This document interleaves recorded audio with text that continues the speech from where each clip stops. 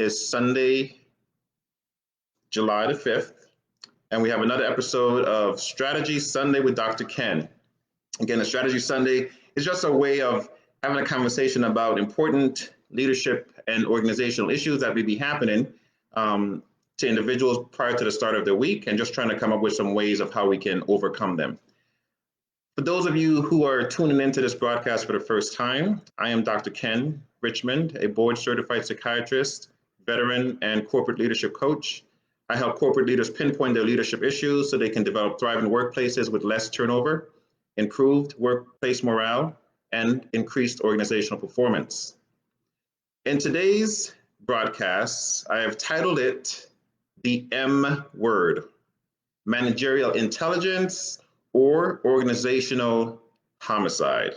I know, pretty bold, pretty attention-grabbing title, but that is the point, right? Because if we don't manage and lead organizations well, bad things happen. And that's the crux of all that means, right? Bad things happen.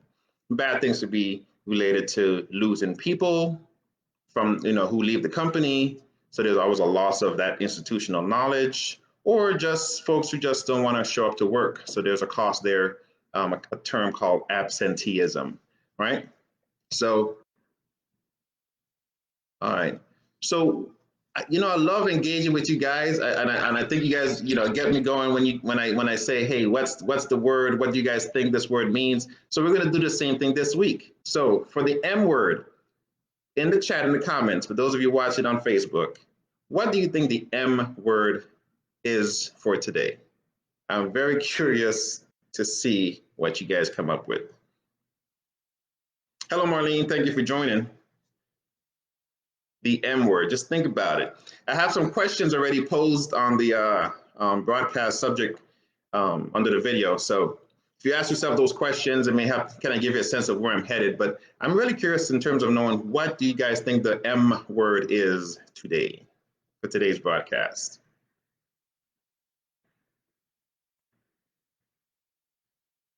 Hey, Myra, thank you for joining.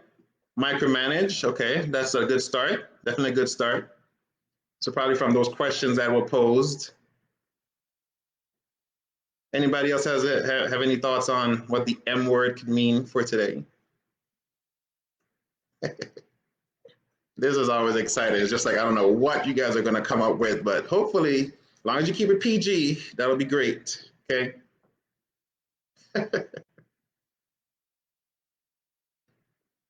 PG and PC, yes, politically correct. All right.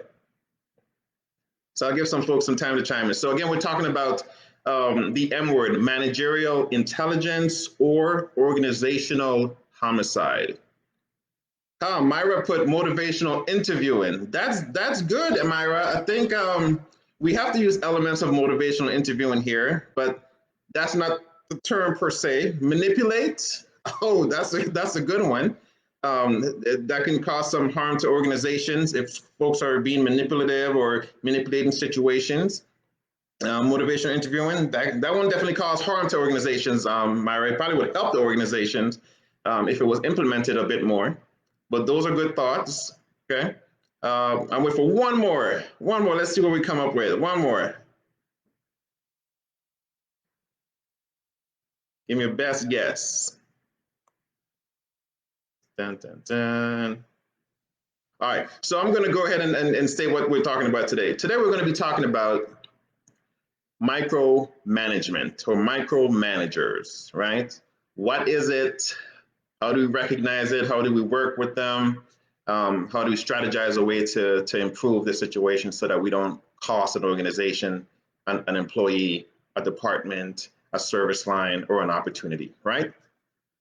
Micromanagers, yes, you got it. And effectively, we will hope that they would become macro managers, not the micromanagers. But today we're talking about micromanagers. So I usually go off with a definition of what I'm going to be talking about today. So micromanagers, as I define it, or as we'll define it for today, are basically individuals who feel the need to control every aspect of a certain activity. So whether or not that's a training program or a training opportunity, daily operations of their department, their household, right? Can you imagine being having somebody micromanage your household or relationships? I know that one may sting a little bit more, but micromanaging a relationship that can be pretty hard to swallow. But that's a working definition that we're going from. Okay, so I believe you ask yourself the following questions: Are you an individual, i.e., a manager or a leader who is quote unquote inexperienced in your role?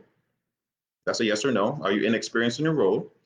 Are you a manager or leader who is afraid of failure? Are you a manager or leader who is an information hoarder? And what by that I mean, do you hold on to information to create a false sense of scarcity within your organization or your department? Or are you one who shares information? Are you a manager or leader who is constantly complaining? Right? Now, I would argue that folks who complain, individuals who complain, they complain about things that they care about, and that will be shown in different literature which support that. People complain about the things they care about. Think of a situation in your life or a circumstance in your life where you're complaining about it or you're hearing multiple complaints about a certain thing. People complain about the things they care about. If they stop complaining about it, that's when you have to watch out. Okay, you have to be careful with that. So not always what people are saying in their words, maybe when in their actions, but look at it from this perspective. Is this somebody, or are you that individual who is constantly complaining? And complaining could be, I don't have time. Complaining could be, this training program is always, messing things up and downstream, it has an impact on downstream departments or whatever the case may be. But are you an individual who is constantly complaining? The next question is, are you a manager or a leader who is always needing to be in control? Right? Control. Again, the definition of a micromanager is someone who needs to control every aspect of a certain activity. So now, kind of drilling down just a little bit, are you an individual who always need to be in control? Okay. And the last question I want you guys to ponder before we get into this talk is, are you a manager or a leader who is resisting the need to delegate tasks? And that's a big one because it builds off of what we talked about last week with the D word, and the D word was delegate. Some of us delegated successfully. Some of us created more time. I did a check-in on Thursday, and some folks were able to tune in, hopefully because they were able to delegate some tasks or they had a little bit of free time. But I definitely created some free time for myself, and I went to the beach. Right. So that's that aside. We're going back to the focus of today's talk, which is micromanagers. Okay. So has there been a time where individuals in the audience or folks who are watching this as a replay, just put a replay in the chat or in the comment section, whether or not you're on Facebook or LinkedIn or wherever you may be viewing this broadcast from? Has there ever been a time when you felt you were micromanaged? How did that make you feel? Yeah, how did that make you feel? So let me take a moment to look at the comments and see what responses we have here. Hey, Dr. Yvette, thank you for joining. Let's see, Dr. Kadisha says, there have been multiple complaints about compensation. Yes, so if there are multiple complaints about compensation, guess what that means? Compensation is important to that person, okay? Or we need to have a discussion of other things that we can use to help supplement compensation or what that person means by compensation, okay? When you work long hours, you better delegate. Absolutely, you have to. You can't. There are only 24 hours in a day. Sometimes I know we wish there were 26, 27, so we can get more done. But the fact is, we have to be able to spread ourselves out a little bit more strategically, and the way we do that is by delegating certain tasks. And I'm not saying abdicate your role or your responsibilities. You have to delegate selectively, and we went through some of that. So if you missed the broadcast from last week, take a moment to review the D word, which is delegate, okay? Irritated, yes, sometimes you do get irritated, right? If you're being micromanaged, that's one of the, I always tell my patients, anger is one of the easiest emotions to express. Anger is one of the easiest emotions to express, okay? You never, never, never hear anybody say, I'm looking for anger, right? Who in here has ever heard anybody say they're looking for anger? More often than not, you hear people say, I'm looking for happiness. I want happiness. I want calm, I want peace in my life, right? Because those things are hard to come by. 70% of our thoughts are negative. So it makes it easy for us to have a negative thought or negative reaction to a certain situation, whereas 30% of our thoughts are positive. So there goes the competition between how likely it is for somebody to constantly feel happy versus sad. And the fact is, even if we saw somebody happy, the first thing we're going to say is, why is that person so happy? Something's wrong with them, right? So you just can't win for losing when it comes to that, right? Well, micromanagers can make you feel irritated. Absolutely. They can make you feel frustrated, right? And as we know, as our stress level goes up, what happens to our productivity, right? Our productivity goes down, right? In other words, as we feel that stress response building within ourselves, our ability to think tends to decrease significantly. Think of an exam, right? If you're under high pressure to perform in an exam, your performance level may decrease as your stress level increases. So you just want to make sure you manage things in a very timely manner. Okay. So any other thoughts about what it feels like when you are in the presence, when you are being managed by a individual who is deemed a micromanager? And whether or not they know it or not, that's a whole nother discussion. But you know the elements of someone who tends to be micromanaging. Okay, they're afraid to delegate. They're ideally either inexperienced or they do not want to change from the role that they previously had. Okay, they don't want to change from a role that they previously had. They want to maintain that level of connection with, i.e., lower level employees, subordinate or junior level employees. Effectively, they want to be liked. And as you know, in business, you can't always have that. Even in medicine, you can't always have that. Patients come in with a certain request that may not be granted by the physician that they meet or clinician that they meet. Accounting for physician assistants and nurse practitioners. They may not get the whatever they're seeking, but they may get what they need to help, address whatever ailment they're presenting with. Okay, so yes, micromanagers may be afraid of failure. So rather than fail at something, they rather put their all into a certain task. It is often to the detriment of them actually completing their primary tasks, however, which can create some other issues with their to the individual that they would then report to. But yeah, they typically are afraid of failure. Do they hoard information? Typically they do, because they want to be the source of all that influx, right? Any processes, any changes happening within a department or an office, they want to be aware of what those changes are. Sometimes we use the carbon copy or the CC line in emails. Usually that's to be strategic. You want to make sure folks are aware of what's going on. But sometimes it can be overwhelming if every email that would be sent out requires that individual to be CC'd. Again, it can overwhelm their workload. It can create overwhelm for their workload, as well as make you feel a lack of trust. Okay. Micromanagers, they typically are maybe the ones who are constantly complaining or getting a lot of the complaints. Now, the question is what happens with that information once they receive it. Okay, if they're receiving complaints, that may not go anywhere. It may just be absorbed by them because they now have to fix the problem, whereas they may need to be able to disseminate that information to somebody else or delegate that task to somebody else to figure out some solutions and then present it to the larger body. Okay, yes, micromanagers always need to be in control.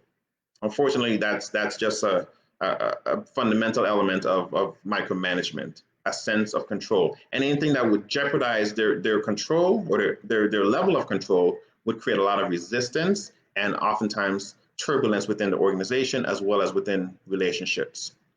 And as I mentioned before, they resist delegating tasks, right? So micromanager. So how do we manage? How do we interact? How do we overcome? What strategy do we have? Can we use to overcome or work with somebody who is micromanaging? Here are the 3 tips that I would recommend. One would be for that manager or leader to take a self-inventory. That's the first tip. The second tip is to ask for permission. So we'll go into that a little bit more. And the third would be, so I always got to remember to say third versus third because, my accent sometimes causes that to be misconstrued sometimes. So the third thing is hear less, listen more. Okay, so again, take a self-inventory. What does that mean? So I want for us to be able, that employee, that manager, to look for ways in which you feel compelled to control the start of a project, the input, the throughput, the output, and ultimately the praise of doing an initiative, right? Figure out, do you have to be involved in every aspect of that project?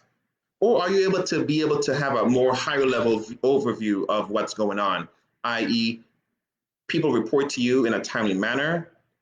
You can decide what timely is. Hopefully, a collaborative discussion would occur with that being being the case to help you manage your time, but also help that team function with some degree of autonomy, knowing that they have responsibility to you. Okay, so the one strategy that I would recommend to help someone take an inventory, a self-inventory, would be to decide and commit to delegating a task to a junior employee who ultimately reports to you, right? So decide and commit to that decision. Commit to it, okay? The second tip, ask for permission. So this may be more on the team or the subordinate individual, or even a senior leader who is seeing some micromanaging going on, and they're able to mentor or intervene with that employee or colleague. So I would recommend having a discussion with the manager or leader in a private setting. Okay, I want you to be able to clearly state that you care about the success of that individual as well as the project. Individual first, project second. Okay, then I want you to ask if you can share some things about other scenarios, possible scenarios that individual may not have thought about. Okay, when it comes to thinking about that project strategically or in a different way. In other words, being able to appreciate the different perspectives on a simple issue. But it first starts with asking permission. And I know it sounds strange, but for somebody who is struggling with control, the more power you can give them, the better it is. And the power in the sense of they have a decision to make. Hey, would it be okay if we set up a time to talk about this new project that we're having? Hey, is there a time where we can set up a moment to speak about management of diverse teams, especially if that manager or leader has not led or been involved with diverse teams, right? That's a big thing right now. So ask for permission. As that person, is it okay to have a discussion with them? And I know it sounds strange, but it would work. Okay, I can tell you right now, even when I have patients who are agitated, they're throwing things, I'm the last person they want to see, right?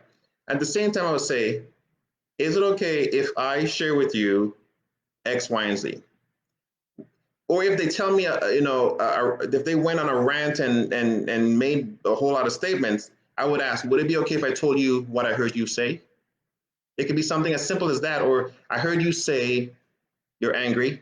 I heard you say you're frustrated with everything that's going on, right? So we're able to just in other words, we de-escalate things, first of all, but we also create understanding rather quickly, okay? So the way we ask for permission, the strategy that we would utilize would be to be genuine. Do not be the know-it-all. You are not the know-it-all. I know I'm not the know-it-all, right? But it's your approach. How genuine are you when you meet with that person, right? And you also want to focus on how you want that information to be received. What's the ultimate goal? Do you want it to be resistant, defensive? Do you want it to take pause? Do you want it to make a decision right away? Or do you want it to, hey, take a moment to think about this and let's talk about it tomorrow? It doesn't have to be a one-time conversation, okay? Now on to the third tip. Hear less and listen more. Sounds pretty basic, huh? So when I do this, right, you can say I'm clapping, you hear noise. You just hear noise. You heard something in the environment, some stimuli, some stimulus, whatever the case may be, but then you just heard it. You may not have, processed it any more than just that. Hey, what was that sound? That was it, okay? It's like, but if I heard glass breaking, you heard that noise, but now you're listening to see or to hear if there are any footsteps or to see if there's somebody coming through the window, right? If you hear glass breaking, right? So hearing from the way I would put it to you would be, it's really just a physiological process. Something happened, it stimulated that sense was stimulated, and you heard something. However, when you listen, it requires a higher cognitive processing ability, right? So now you're trying to interpret the information, process it, compare it to things you've had in the past, sense of danger, sense of calm, right? All those things are all being processed at the same time when you're actually listening than just hearing someone talk. So for a micromanager who hears complaints, that's one thing. But a micromanager who's actually listening to what is being said, that's a whole other ballgame, right? So that's where you have room for improvement. So the way I would recommend or suggest someone, interact with the micromanager would be to create time and space for questions and answers in an appropriate, timely manner. It's as simple as that. Creating the space where that individual who's struggling with micromanagement, who's struggling with their management identity, is able to have the space and time to say, hey, you know what, let me get back to you in 2 or 3 days. And actually get back to you in 2 or 3 days, if not earlier, with an appropriate, timely, succinct response. How many of us are actually getting that these days? Right? Not many, I would imagine. I see it in my office all the time. And I have individuals who are very dedicated to their job. I have folks working in, governmental agencies and commercially, just everywhere you can imagine. And they would present with these simple frustrations that really, really create a lot of distress for them because they feel helpless. Okay. And when we go back to this whole terminology of organizational homicide, when the changes don't occur, employees leave. Employees leave organizations. Can we afford that right now? Can your organization afford that right now? It's a big deal, right? So recognize that micromanagers, they are intelligent individuals. They may be functioning in an unintelligent way, and again, that's a behavior, not a attribution to the individual. It's just their behavior that we need to address, okay? And we need to have ways of having a conversation with those individuals, okay? All right, so I'm going to take a moment right now and kind of check in with the folks in my audience in the comments and see what responses I have to give. All right, so, all right, hey, Primus, thanks for joining. Hey, Susan said, not me. I'm not sure what not me was related to, but all right. Yeah, so anybody have any thoughts on what I just presented? I'm definitely interested in hearing from you. Again, you can always leave your response in the comments below. I will definitely get back to them and get back to you. So I think at this point, I'm gonna get ready to wrap up here. Okay, so again, we talked about the M word, micromanager or micromanagement, managerial intelligence or organizational homicide. And it's really not a question, it's a statement, because I think both will stand for themselves. One is a consequence of the other, right? Absolutely. So we always try to separate the behavior from the person. That is critical to giving feedback. That is critical to our interactions. That is just critical all across the board. Being able to separate behavior from the person, right? You don't want to always ascribe that to define a person by what they're doing. You just want to define the behavior separately from that. Sometimes they don't even know that they're doing it because it's such an automatic thing for them to do. And you may have heard me say this before, sometimes individuals are really not comfortable in their comfort zone. It sounds strange and sounds, counterintuitive, but folks are not even comfortable in their comfort zone. And it's once they realize that, that's when the shift starts to happen. They're really trying to do something else to figure out, like, what's my quote unquote new state of being?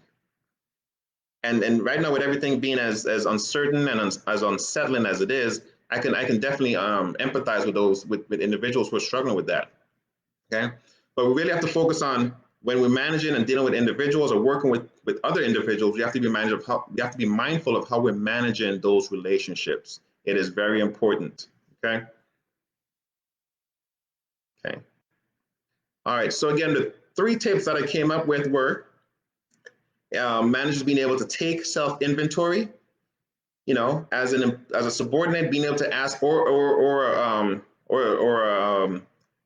a senior leader in the organization, being able to ask permission. So again, take self-inventory, ask for permission, and hear less, listen more. Hear less, listen more. All right. I think that's all the time I have for our Strategy Sunday today. I'm going to spend some time just kind of going through the comments before I actually formally sign off. But just to wrap up, this is Dr. Ken Richmond, board certified psychiatrist, veteran, and corporate leadership coach. I help organizational leaders pinpoint their leadership issues so they can develop thriving workplaces with less turnover, improve workplace morale, and increase organizational performance. You can find me on my Facebook page, www.facebook.com/Dr. Ken Richmond. That's DrKenRichmond. If you would like to set up a strategy call with me, feel free to visit my website at www.drkenrichmond.com, DrKenRichmond.com, and you can schedule a time on the booking with the booking links for my calendar, and we can have a conversation of a particular issue that may be relevant to you and your organization, and trying to discover some ways of how we can process that.